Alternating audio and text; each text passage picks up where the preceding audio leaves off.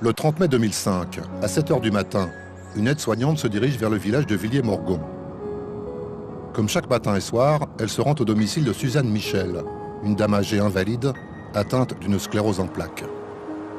Madame Michel partage avec sa fille et son gendre 2 anciens corps de ferme que sépare une cour. Curieusement, ce matin-là, le portail est fermé. La fille de Madame Michel, Josiane Imbert, vient ouvrir. Elle accompagne comme chaque jour l'aide-soignante. Au premier étage, les 2 femmes découvrent le cadavre de la vieille dame dans son lit. Elle est apparemment décédée dans son sommeil. 6 mois plus tard, Josiane Imbert confie à une aide-soignante, rencontrée par hasard, que c'est elle qui a mis fin au jour de sa mère. En 2006, une enquête est ouverte. En novembre, Josiane et son mari Guy sont placés en garde à vue. Elle reconnaît avoir étouffé sa mère avec un oreiller. Il avoue avoir assisté à la scène sans intervenir. L'affaire s'est révélée par elle. Si elle n'avait pas rencontré un jour une aide-soignante qu'elle connaissait, elle est allée au-devant d'elle et elle lui a dit « Il faut que je te dise, c'est moi qui ai tué ma mère ». Jusque-là, il y avait eu quelques doutes, mais rien de patent. Et on sait, après coup, avec les autopsies, puisqu'on a exhumé le corps, que rien ne pouvait être établi de façon formelle. Donc, s'il n'y avait pas eu les dires de ma cliente, cette affaire n'aurait pas vu le jour. Les époux Imbert sont laissés en liberté sous contrôle judiciaire. Ils restent à Villiers-Morgon, mais ils donnent en location la plus grande bâtisse, l'ancienne maison de Madame Michel. Donc, ça sera après aux jurés, aux magistrats d'apprécier son degré de culpabilité et s'il faut en déduire.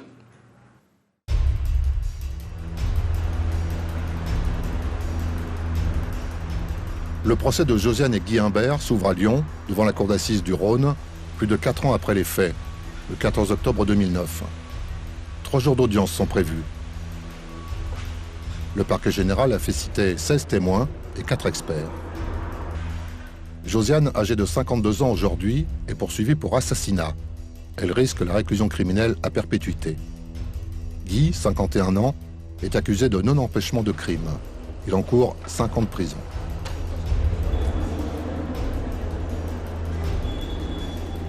Les 2 sœurs de la victime se sont portées partie civile contre leur nièce. À l'audience, elles sont accompagnées de leurs époux. Tous sont persuadés que Josiane Imbert s'est débarrassée de sa vieille mère et aucun ne croit à un acte d'euthanasie. Les époux Imbert sont défendus par l'une des grandes avocates pénalistes de Lyon, maître Yannina Castelli, dont ce sera le dernier procès avant de partir à la retraite. Les sœurs de Suzanne Michel sont assistées par maître Alain-Xavier Spey, ancien bâtonnier de Villefranche-sur-Saône. 4 des témoins sont des aides-soignantes de l'association de soins à domicile qui ont accompagné la victime durant de longues années. Les époux Imbert sont inquiets et contrariés. Inquiets à l'idée de devoir peut-être aller en prison après les débats, contrariés car ils estiment toujours avoir pris la bonne décision. Le ministère public sera représenté par Véronique Escolano, substitut général.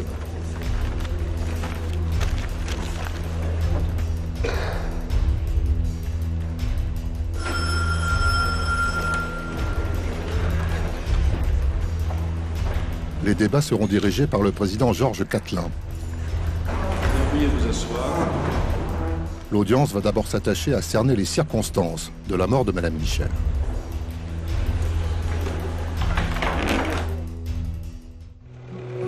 La famille Michel est originaire du Haut-Beaujolais, mais les parents de Josiane se sont installés plus bas, à Morgon.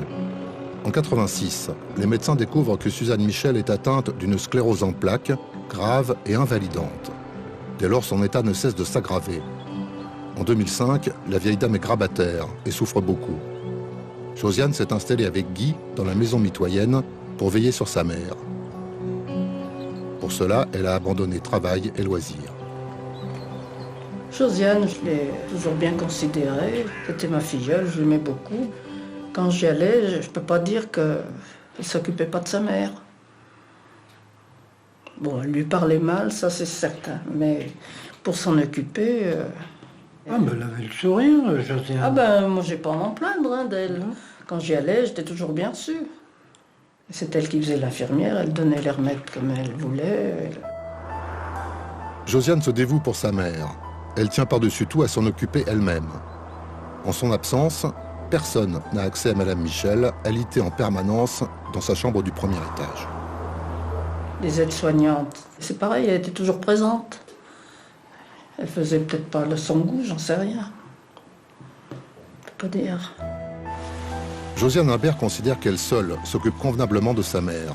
Chez les autres intervenants, elle ne voit que maladresse et désinvolture. La vieille dame est parfaitement consciente de son état et du dévouement de sa fille. Elle se plaignait jamais. Elle est toujours gracieuse. À part quand vraiment, en cas de crise, mais... Elle était bien. Elle était bien, elle s'intéressait à la vie, elle questionnait. Elle était lucide, les enfants, questionnait bien. Oui. Oh, pour ça, oui. Elle s'intéressait à tout, hein, elle demandait toujours des nouvelles de tout le monde. Les derniers temps, on la faisait manger, hein, je me souviens. Elle n'arrivait plus à prendre avec les doigts. Elle avait repris encore le cap au-dessus. Hein.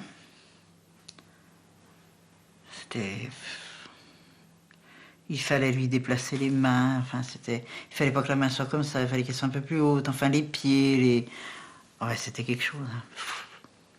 Mais nous, on est toujours allé un jour qui faisait qu'elle était bien. À part un jour qu'elle était à l'hôpital, là, qu'elle pleurait, elle souffrait trop. Régulièrement, la vieille dame est prise en charge par l'hôpital de Beaujeu. Son dernier séjour remonte à la première semaine du mois de mai 2005, 2 semaines avant son décès. Elle y est admise pour un rééquilibrage de son traitement à base de morphine. La fois qu'on avait été à Beaujeu, là, oui, vraiment, elle souffrait. Hein. Elle gémissait. Or là, elle respirait presque plus. Elle était dans le coma, elle ne nous a pas connus. Ni les uns ni les autres. Là, elle aurait été morte. J'aurais dit que c'était une mort naturelle, qu'elle souffrait trop. Cette fois pour les proches, l'alerte est sérieuse. Josiane Imbert s'empresse de rendre tout le matériel médical présent au domicile de la vieille dame. Elle avait déjà tout dégagé, le lit et tout. Et quand elle est revenue, il a fallu qu'elle... Je ne sais pas comment elle a fait, je n'ai pas demandé. Il a fallu qu'elle remette en place. On ne peut pas dire, elle nous accueillait bien, mais on ne sait pas ce qui se passait après.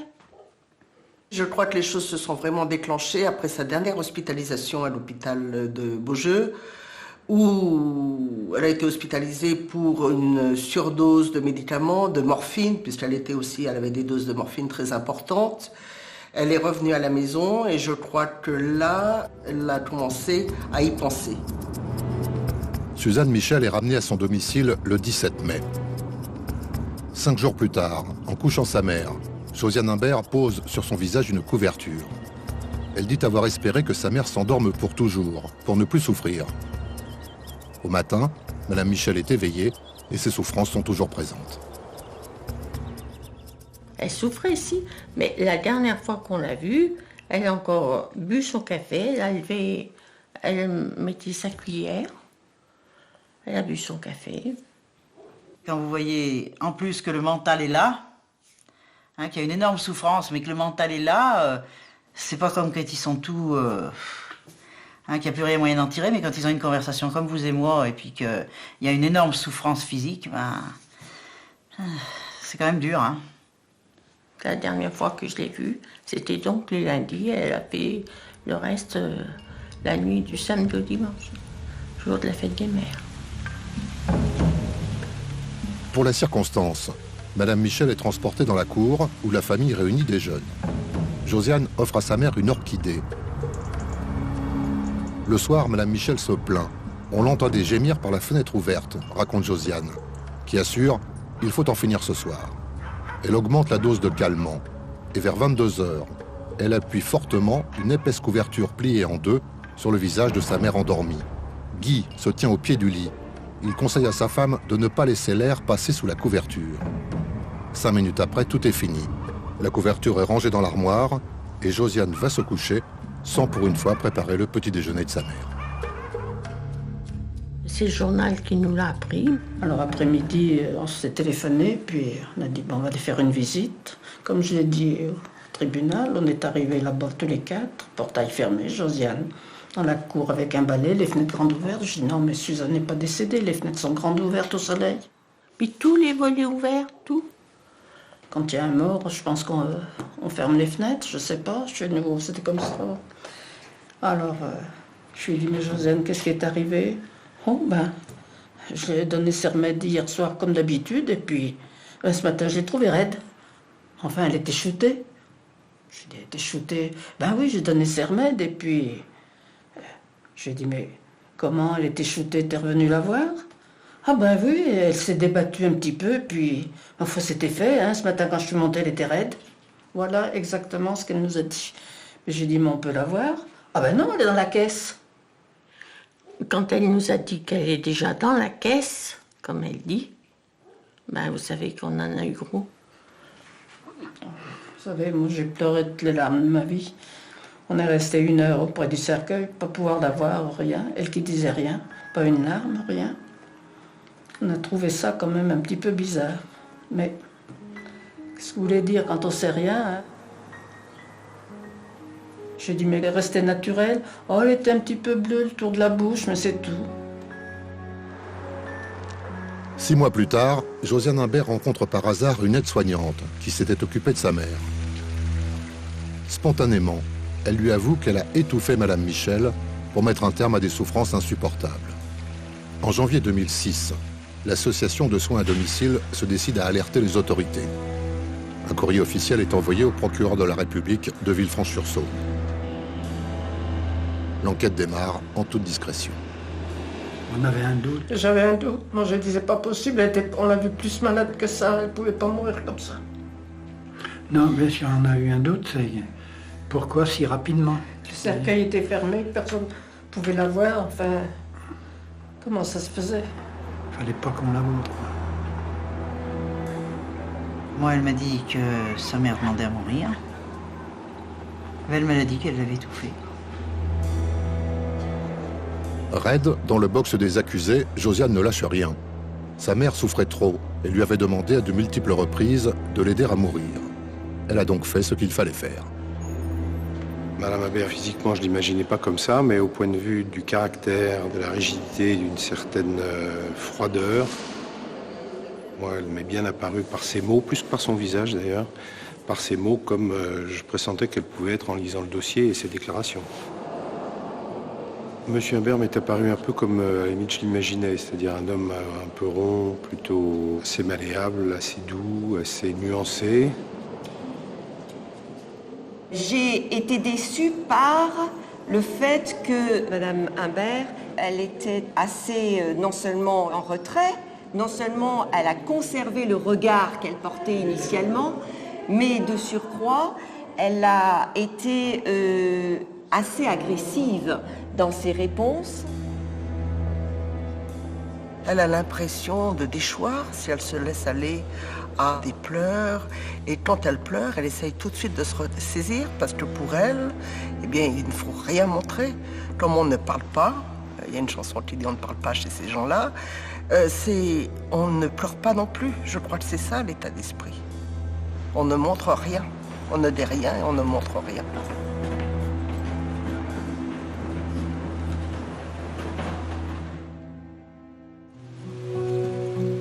Josiane et quelques proches affirment que Suzanne Michel voulait mourir. Ses sœurs et les aides-soignantes soutiennent le contraire. L'enjeu du débat est crucial. Josiane Imbert a-t-elle commis un acte d'euthanasie, certes interdit mais défendable, ou la mort de Madame Michel répond-elle à un autre mobile, nettement moins honorable? Elle s'aimait beaucoup. C'est pour ça que quand elle souffrait beaucoup, Josiane, elle savait plus où en donner de la tête quand elle la voyait souffrir comme ça.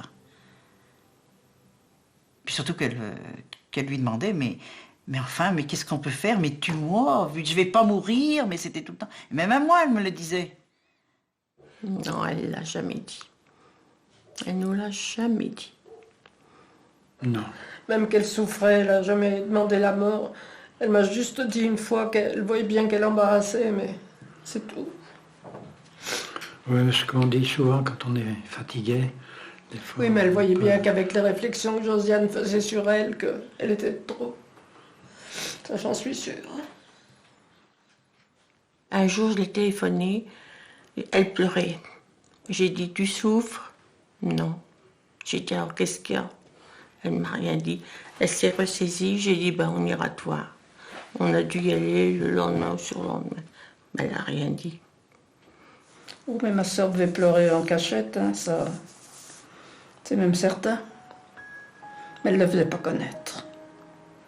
On ne savait pas, parce que quand le jour que j'ai téléphoné qu'elle pleurait, elle avait bien un motif. C'était pas pour sa maladie. C'était autre chose. La mère de Madame Humbert a dit à plusieurs reprises que lorsqu'elle était en crise, elle disait je voudrais rejoindre mon mari, à quoi ça sert de vivre? Tous les propos que l'on peut dire quand on souffre et qu'on a envie que ça cesse. Est-ce que c'est une volonté véritable de mourir? Je ne pourrais pas l'affirmer.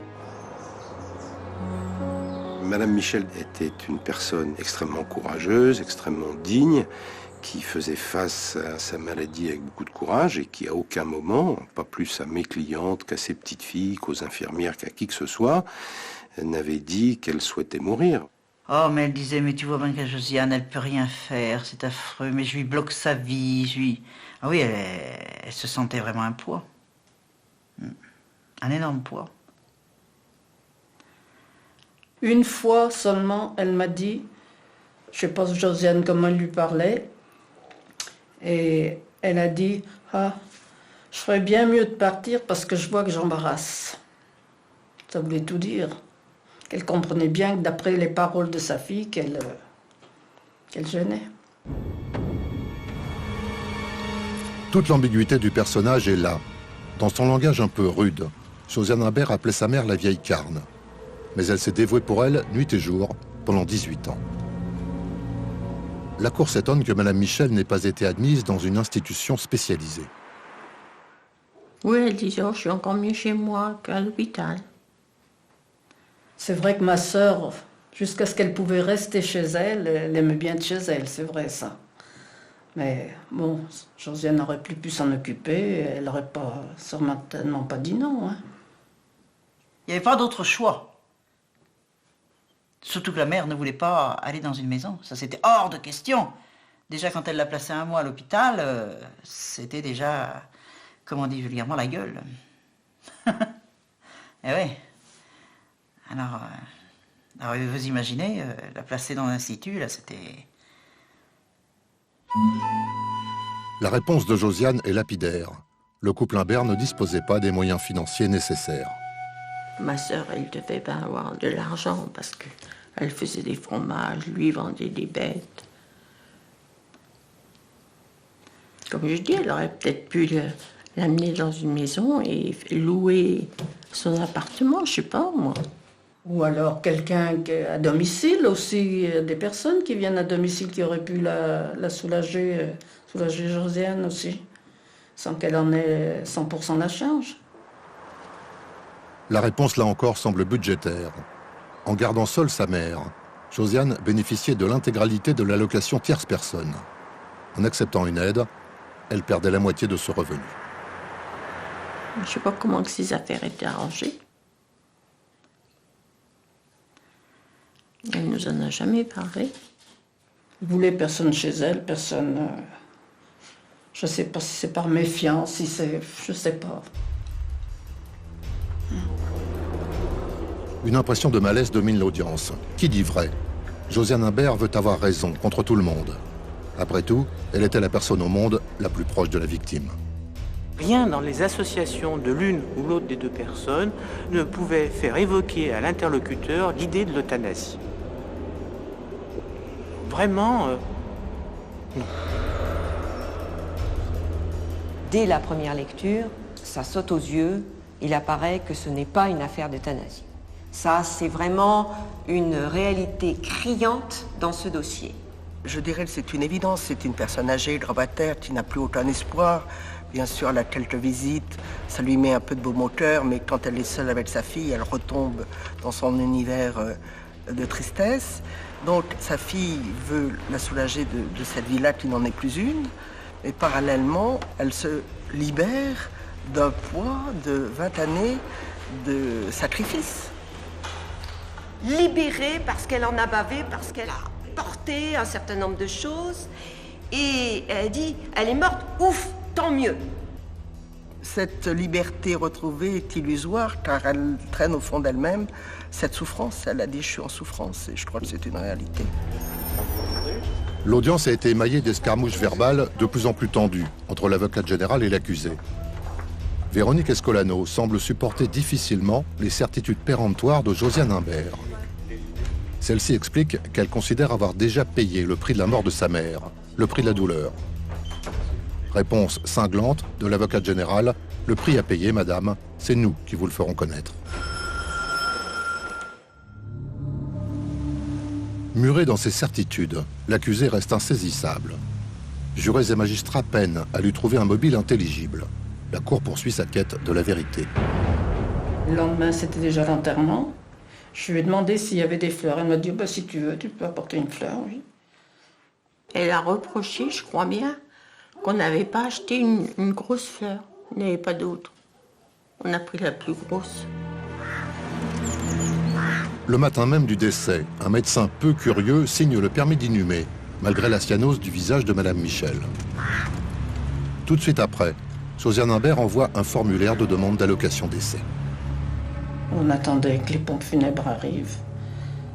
Mais, entre-temps, c'est venu pour enlever le lit médicalisé, déjà tout de suite. Elle disait, il faut faire couper le téléphone tout de suite, fallait pas faire de frais, il fallait que ce soit tout vite tout de suite. Les obsèques s'annoncent tendues. Le conflit éclate avant même l'arrivée au cimetière. Oh, le pire, c'est encore au cimetière. Oh là là, qu'elle nous a dit de pas y aller.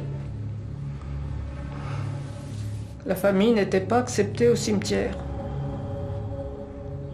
Tout le monde est venu un petit peu nous réconforter, puis ma soeur me dit, bah, tu sais, on va y aller quand même.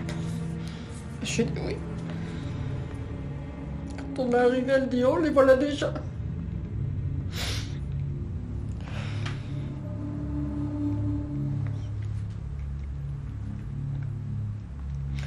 Ils sont partis, puis on est allés sur la tombe. On voulait bien voir ma sœur. On l'a pas vue dans la caisse, comme elle a dit. Bon. Moi, j'ai le souvenir de la voir dans son fauteuil. Je dis, pauvre Suzanne, si tu savais ce qui se passe. Elle dit que sa mère était au courant, mais je suis bien sûre que non. Encore un mensonge de plus. Ma sœur aurait jamais voulu ça. Magistrats et jurés retiennent la précipitation avec laquelle l'accusé a agi dans les 48 heures qui ont suivi le décès.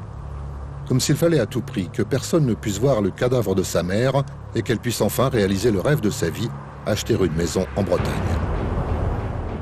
Pour moi, elle avait l'idée de partir. Elle s'est dit, ça va jamais finir ou n'importe, je sais pas.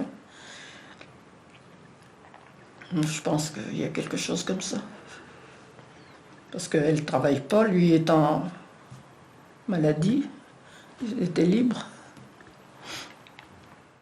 Allez, bon retour et puis bon courage. Merci. Allez, au revoir. Au revoir. Allez, monsieur Desplaces, bon retour.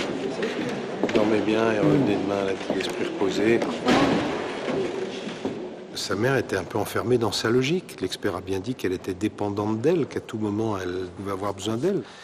Et on sent bien que, moi je trouve, Madame Imbert exerçait un peu son pouvoir en disposant de sa mère, moi je trouve. Je crois qu'il y a l'aspect très terrien de ces gens de la campagne, où un sou est un sou, ça reste, où elle a un côté très concret, très pratique, très terre-à-terre.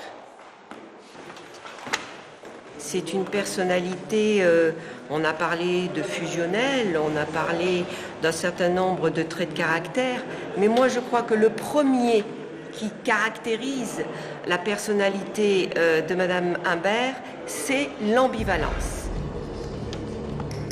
Elle a cette espèce de maîtrise par rapport aux faits, elle est extrêmement décidée. Je trouve qu'elle a quand même beaucoup de constance dans sa froideur et son esprit décidé. Elle n'a pas craqué, elle était maîtresse d'elle-même et maîtresse des sentiments qu'elle avait. Est-ce qu'elle les avait au fond d'elle-même? Bon, je suppose pour elle, j'espère pour elle, mais elle est froide. J'ai trouvé froide.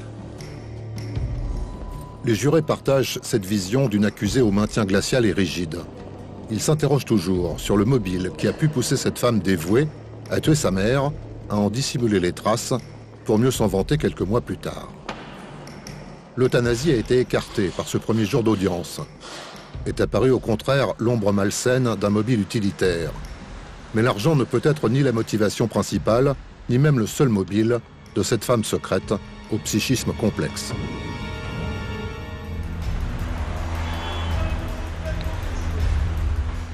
Cette deuxième journée sera consacrée à l'examen de la personnalité des deux accusés. Psychologues et psychiatres se sont attachés à l'étude du caractère et du mode de fonctionnement psychique de Josiane Imbert, l'accusée principale. Ils ont également procédé à l'analyse des relations qu'elle a entretenues tout au long de sa vie avec sa mère. La Cour est convaincue que la clé de compréhension du drame et de l'attitude de Josiane Imbert réside là, dans cette très longue confrontation à huis clos qu'ont partagé les deux femmes.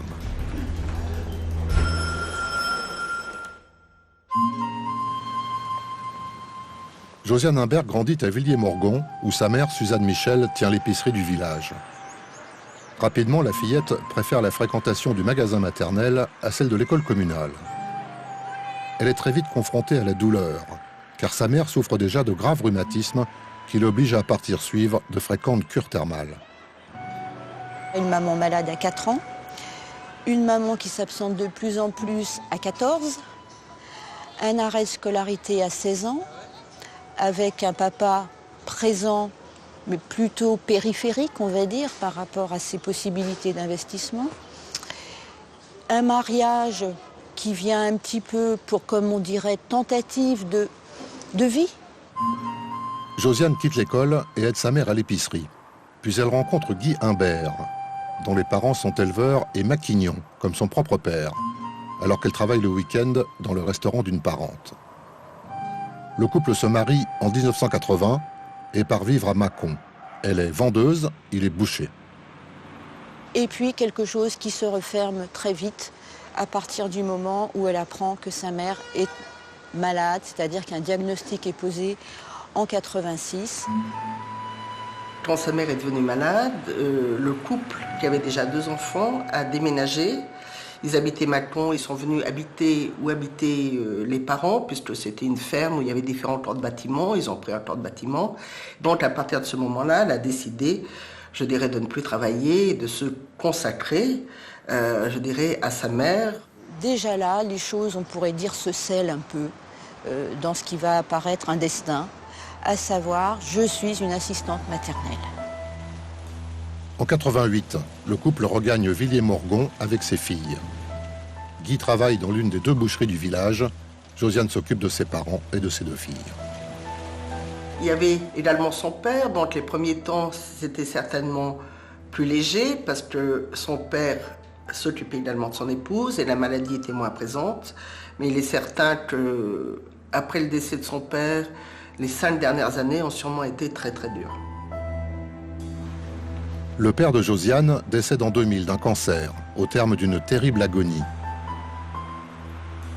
Ça a été l'horreur, se souvient Josiane. La jeune femme se retrouve seule avec sa mère. Elle n'en a pas fini avec la souffrance.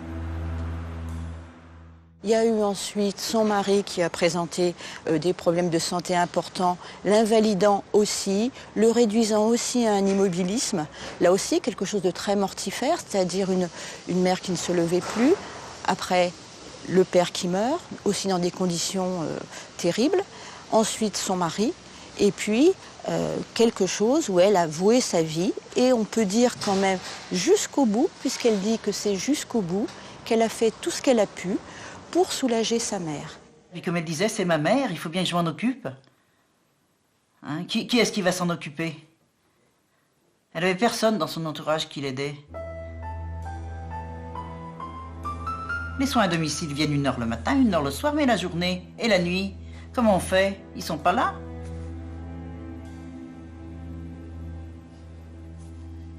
C'était un boulot que tout le monde ne peut pas assumer. Hein. Ça, pour ça, on peut lui tirer le chapeau. Hein. Mais la relation instaurée dans cette perspective de soulager l'autre à tout prix, la conduisait effectivement à cette relation extrêmement refermée sur elle-même qui effectivement faisait qu'il n'y a qu'elle qui pouvait s'occuper de sa mère. À partir du décès de son père, Madame Imbert est dans une situation de monopole. C'est un monopole affectif, c'est un monopole sur la gestion des biens, c'est un monopole global. Aujourd'hui, elle était un peu paniquée parce qu'elle ne savait pas trop quoi répondre, comment répondre, parce qu'elle n'a pas l'habitude de parler, de s'exprimer. S'exprimer devant une cour d'assises, c'est toujours très difficile. Les sœurs de Suzanne Michel sont ulcérées de l'attitude hautaine et butée de leur nièce. Josiane Imbert ne se trouve que des vertus, qualité qu'elle a nettement tendance à dénier chez les autres. De l'avis de ses proches, Josiane Imbert ressemble à son père, dure, souvent cassante, autoritaire et toujours sûre de son bon droit. Il ne faut pas oublier que c'est un monde de paysans. Donc, au monde de la terre, on est quand même dur. Son père, on le décrit, était très dur, obstiné, têtu, imposant sa volonté. Donc elle a été élevée dans ce climat-là et elle tient de son père. Donc c'est quelqu'un de dur. Mais en même temps, il y a une carapace qui se met en place. Quand on est fragile, inconsciemment, on met des barrières pour se préserver. Et je crois que son caractère l'a prédisposé à cela. Et en plus, comme elle m'a dit, la vie m'a endurci toutes les difficultés que j'ai eues. Eh bien, si je ne voulais pas m'effondrer, il fallait que je devienne très dure. Je crois que Madame Imbert, avant tout, est une femme très fragile psychiquement, qui a des angoisses de dépression, qui a des angoisses d'effondrement, qui peuvent être vraiment très très importantes. Elle a déjà fait des tentatives de suicide auparavant, donc c'est quelqu'un qui a toujours été quand même fragile. Donc elle s'est retrouvée à un moment de sa vie devant une tâche qui finalement était insurmontable pour elle.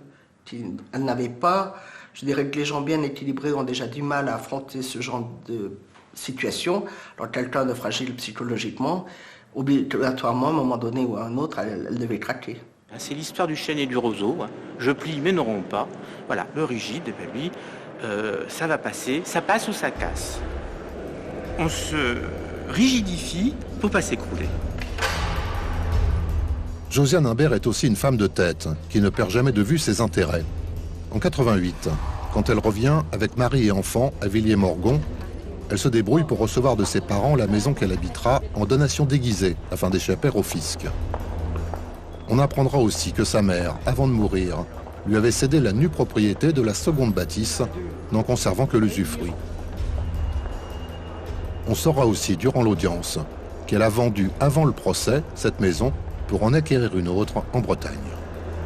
Pour l'accusation, cela renforce l'ambivalence de sa personnalité.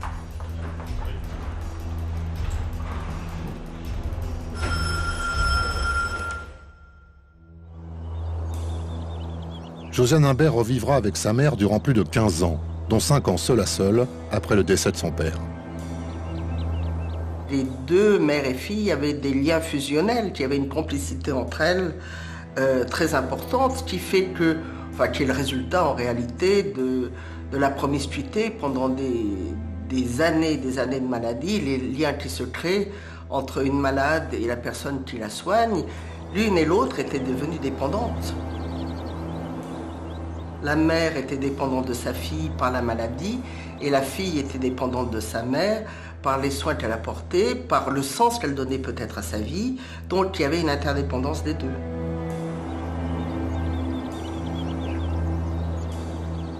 Cette fusion, c'était une fusion qui bloquait toute relation extérieure. Donc Madame Imbert, elle laissait peu d'accès aussi aux autres, même si on reproche de ne pas être assez venue. Disons que quand on venait, ou quand les infirmières venaient, elle était toujours là. Donc voilà, toute relation un peu intime avec la personne décédée avant n'était pas facile. Sans jamais elle nous laissait toute seule. Est-ce qu'elle avait peur que Suzanne dise quelque chose? Je pense que Madame Imbert a fini par disposer un petit peu de sa mère. C'est terrible à dire. En la tuant, d'accord, mais même voilà, au moment de l'enterrement, on se demandait si elle n'était même pas un peu propriétaire de sa mémoire. C'est-à-dire, dans la mesure où il y a une fusion et qu'on n'est pas différencié, les autres, ils n'existent plus tellement, en dehors de ce couple très intriqué, entremêlé, je dirais. Il faut être séparé d'autrui pour voir qu'autrui existe, d'une certaine façon. Ces liens particuliers avec sa mère, Josiane se refuse à les partager avec quiconque, même avec ses propres filles. Elle vit comme enfermée avec sa mère, dans une bulle étanche, une bulle faite de non-dits et de souffrances partagées. De voir souffrir quelqu'un qu'on aime, c'est horrible, et d'être impuissant, sachant que de toute façon, ça ne pouvait aller que de mal en pis. Il n'y avait aucun espoir. Et je crois que c'est cette absence d'espoir qui a fait qu'un jour, elle n'a plus supporté cette souffrance-là. Et effectivement, elle a pu tenir tant qu'il y avait du possible de soulager cette douleur. Le jour où les médecins disent c'est fini, il y a un cri de trop, elle ne pourra pas soulager la douleur de sa mère. Le passage à l'acte intervient dans ces coordonnées-là. N'empêche que c'est la vérité, hein. Et puis les autres, elles cachent tout leur jeu. Parce que, ouais, comme je dis, elle est franche. Ouais, non, mais viens donc. Ce jour-là a été précédé d'une tentative et qu'elle a projeté donc d'étouffer sa mère le jour de la fête des mères. C'est pas tout d'un coup, j'en ai marre, je suis et je passe à l'acte. C'est pas du tout ça. Donc c'est un jour choisi et c'est un jour qu'elle vit comme un jour de libération personnelle et je dirais peut-être aussi de revanche sur sa vie. La fête des mères, c'est le jour où on fête de manière un peu symbolique sa mère. Alors si elle avait à la limite présenté ça comme un cadeau en disant ben voilà, c'est l'ultime cadeau que je peux faire, c'est de t'enlever la vie puisque c'est ce que tu demandes, bon, ça aurait été terrible à entendre, mais ça aurait pu être une version. Là, pour elle, c'était complètement différent, que ce soit la fête des mères ou pas la fête des mères. Bon, voilà, c'était un jour comme un autre. Voilà ce qu'elle a dit. Donc ça, effectivement, c'est assez paradoxal d'entendre ça. Ouais.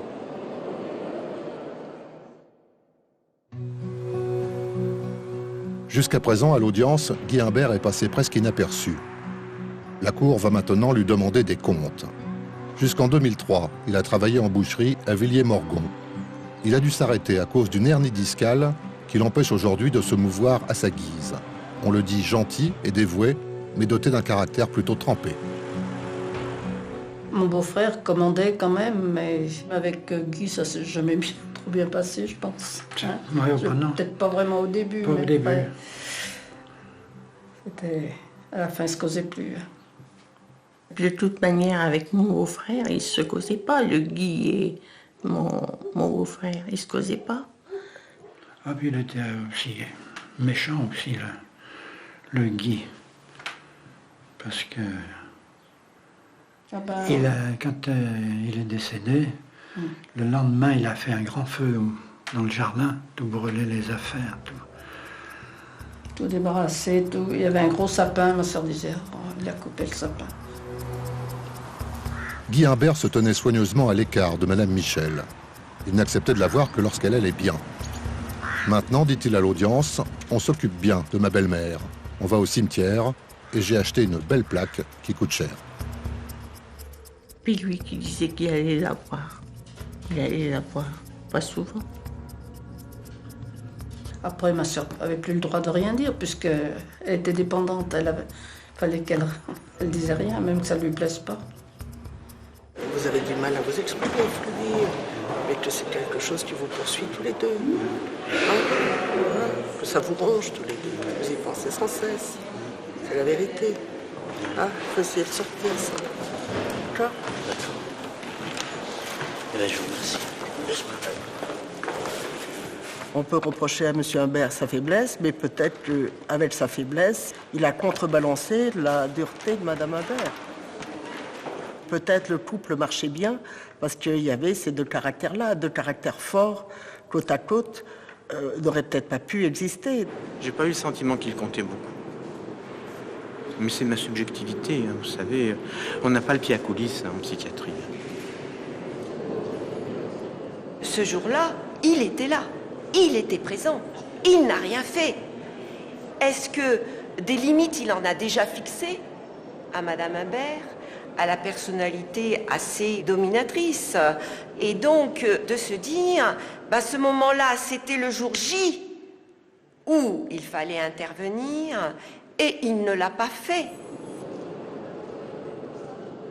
Dans le mécanisme du couple, on a bien compris tous que c'est la femme qui commande, malgré tout, et c'est l'homme qui obéit. Oui, ils sont arrivés, les parties civiles peuvent savoir, d'accord. Si les petites sont là. Oui. En fin de journée se présentent les deux filles du couple Imbert, âgées de 24 et 26 ans. Toutes les deux ont eu des relations difficiles avec leur mère et elles ont quitté le domicile familial dès qu'elles l'ont pu. En début d'instruction, elles se sont constituées partie civile avant d'y renoncer. Elles vont témoigner à quelques mètres de leurs parents placés dans le box des accusés. L'aînée confirme que sa grand-mère souhaitait partir lorsque les douleurs étaient insupportables. Lorsqu'elle retrouvait sa lucidité, elle n'en parlait plus. La jeune fille ajoute, en évitant le regard de sa mère, que son père s'est montré trop faible. S'il avait haussé le ton, on n'en serait pas là, conclut-elle. La venue des filles de Madame Imbert et des petites filles de la victime, dont l'une a exprimé en résumé l'histoire du couple et le fait que elle ne pouvait pas par définition fixer les limites. Le père aurait dû peut-être essayer de fixer des limites avant. Elles ont fixé les limites. Comment? En rompant. Bon, allez, Madame Place.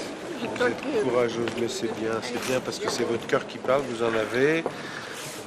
Votre nièce... Je trouve qu'en fin d'après-midi, moi j'ai apprécié personnellement, parce que je sais que c'était important pour mes clientes, qu'elle ait dit effectivement qu'elle regrettait, qu'elle prenait conscience de l'existence d'autres victimes. Bon, maintenant, est-ce que c'est stratégique ou est-ce que c'est du fond du cœur, je ne sais pas. Mais en tout cas, ça a quand même soulagé mes clientes. L'expert psychiatre résumera sa vision du drame en évoquant un meurtre mélancolique. Finalement, Josiane Imbert n'avait pas un mobile, mais plusieurs, qui se sont intriqués dans sa tête. La lassitude d'une situation sans espoir, l'envie d'une nouvelle vie cossue en Bretagne et un rapport à la mort très particulier. En voulant libérer sa mère de la souffrance, c'est sans doute elle-même qu'elle voulait délivrer.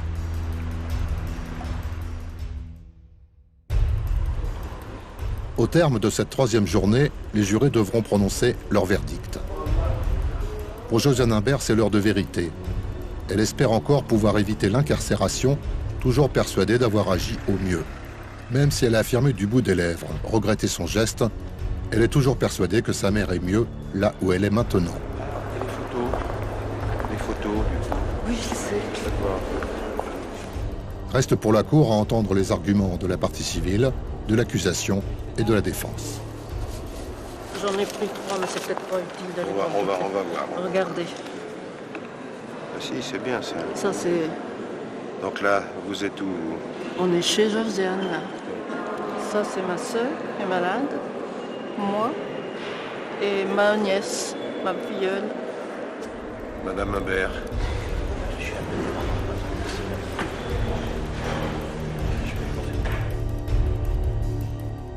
Malgré leur position délicate, les deux filles du couple ont voulu assister à la dernière journée d'audience. La parole est d'abord à Maître Spé. Mon rôle, ça sera plus d'essayer de sortir Madame Michel de l'enfermement dans lequel elle est mise par sa fille pour montrer qu'elle est quelqu'un d'autre que celle dont elle parle. Enfin, c'est ça pour moi qui est utile. Maître Spé conclut sa plaidoirie en demandant à la Cour une certaine fermeté. C'est au tour de l'avocat général de décliner ses réquisitions. J'accorde une importance à la parole de l'accusé et surtout à son regard. Mon idée, c'était de trouver un équilibre entre les enjeux de société qui sont fondamentaux dans ce dossier, Et puis, il s'agit de tenir compte aussi de cette accusée, de ce qu'elle a fait aussi dans le cours de sa vie pour sa mère, même si ça se termine dans des conditions assez sordides. L'avocate générale réclame finalement 8 ans de prison contre Josiane Imbert et 2 ans avec sursis contre son mari.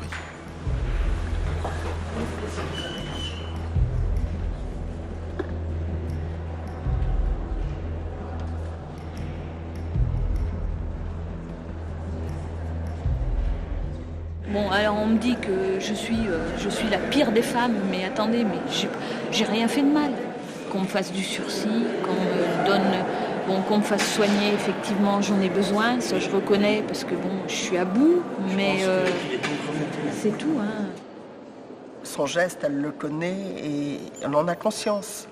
La prison, c'est, je dirais, pour répondre à une nécessité pour la société, c'est tout. Et je pense que là, ce n'est pas adapté. Là, c'est quand même une situation tellement particulière et je pense que pour les jurés, ça va être très difficile parce qu'on est partagé entre un acte, c'est vrai, qui est antisocial, qui doit être sanctionné, et en même temps, on comprend tellement l'environnement, on comprend tellement le contexte qu'on a envie de sanctionner, mais de façon symbolique. Et 8 ans, c'est pas symbolique. Avant d'ouvrir le délibéré, le président donne la parole une dernière fois aux accusés. Maintenant, il faut penser à vous deux, vous entourer le mieux possible et dire des mots de tendresse, des mots pour votre mère. Hein? D'accord? Ah, mais tout à fait, j'ai rien... Oui, mais je sais bien, mais je sais. Oui. Mais entre le penser et le dire, c'est pas évident, vous comprenez? Oui, hein? Il faut le sortir, exactement.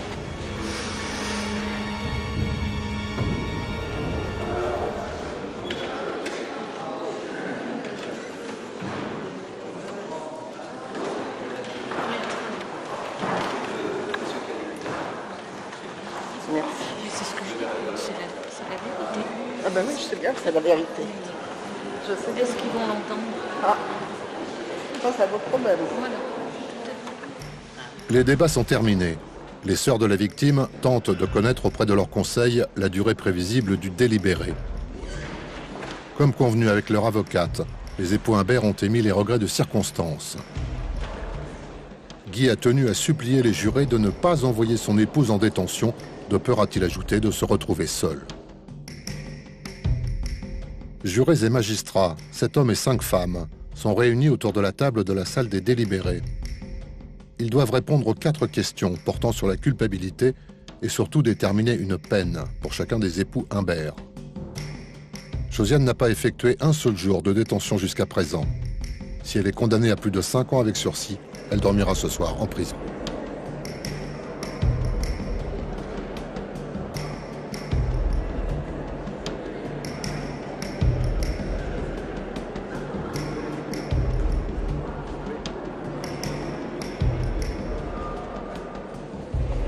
Il est 17h35. Le délibéré a duré un tout petit peu moins de 3 heures. L'audience va reprendre pour la lecture du verdict.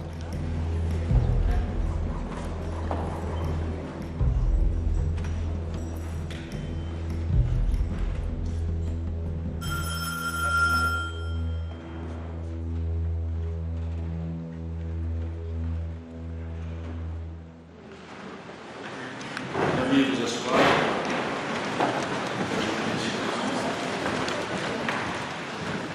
Voici le président d'avoir délibéré aux 4 questions qui lui étaient posées sur la culpabilité. La Cour des jurys réunie en répond oui à la majorité de 8 voix au moins. Ça veut dire que vous êtes donc déclarée, Madame Imbert, coupable de la tentative de meurtre de votre mère, coupable du meurtre de votre mère commis avec préméditation. Quant à vous, monsieur Imbert, vous êtes déclaré coupable de délit connexe. Vous êtes abstenu volontairement d'empêcher un crime de se produire. Vous êtes donc déclaré coupable. Vous aviez d'ailleurs reconnu votre culpabilité. En conséquence de quoi, la Cour des jurys, en lecture par le président de disposition des articles 132-18 et 132-24 du Code pénal, après avoir délibéré de l'action désemparée dans les commissions prévues par l'article 362 du Code de procédure pénale, statuant à la majorité absolue, condamne Mme Josiane Imbert à la peine de 8 ans d'emprisonnement, condamne M. Guy Imbert à la peine de 2 ans d'emprisonnement avec sursis. La peine de concerne mandat de dépôt par 30 ans. Monsieur Lambert, 2 ans avec sursis, vous ne ferez pas cette peine si, dans le délai de 5 ans à partir de maintenant, un nouvel acte de délinquance. Je vous indique l'un et l'autre que vous avez la possibilité de faire appel de cette décision dans le délai de 10 jours à partir d'aujourd'hui. Il y a au moins 3 ans à faire. C'est dur. Oui, ça va, c'est dur. Je trouve que c'est dur. Ouais. Alors, elle a 8 ans. Elle a 8 ans. C'est ferme, là. Puis lui, 2 ans avec sursis. La cour d'assises du Rhône a condamné Josiane Imbert à 8 ans de prison et son mari Guy à 2 ans avec sursis. Josiane Imbert a été incarcérée dès la fin de l'audience. Ni les condamnés, ni le parquet général n'ayant relevé appel de la décision, le verdict est définitif.